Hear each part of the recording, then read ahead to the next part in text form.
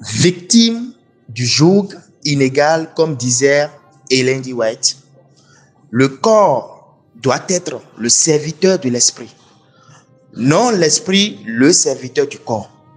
Ce principe est fondamental dans les choix, car si Samson avait obéi aux ordres divins aussi fidèlement que ses parents, son destin aurait été plus noble et plus heureux.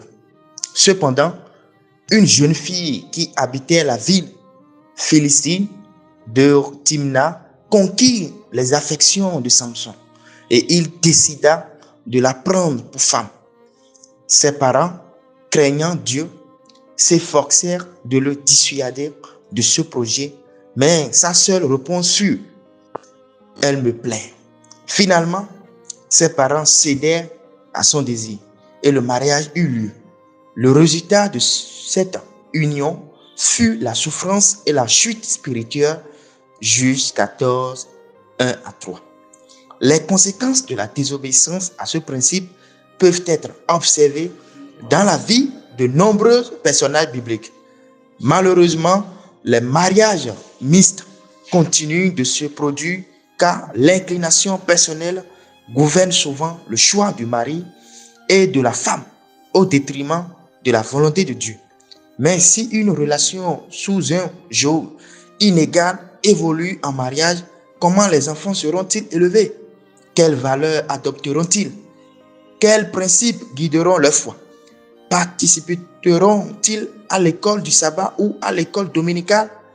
Croiront-ils aux fantômes ou au sommeil de la mort?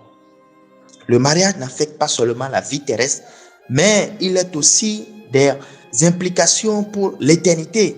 L'union entre deux personnes ne doit pas reposer uniquement sur des sentiments passagers ou des intérêts superficiels, mais sur des principes solides qui sont alignés avec la volonté de Dieu.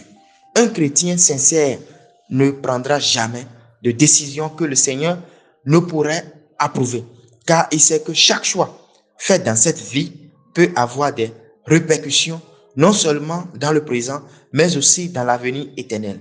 Le choix ne doit pas être fait à la légère, car cette décision peut définir l'orientation de toute une existence. Comme l'enseignement chrétien le dit, c'est à l'heure de leur union matrimoniale que beaucoup d'hommes et de femmes datent leur réussite ou leur échec dans cette vie et leur espoir d'existence future. Cela signifie qu'un mariage bien fondé, basé sur le véritable amour, la foi et l'engagement mutuel, peut être une source de bénédiction et de croissance spirituelle. Le mariage, donc, doit être abordé avec responsabilité, prière et discernement, toujours en cherchant la direction de Dieu pour que l'union soit source de joie, de réalisation et surtout un reflet de l'amour divin dans la vie des époux.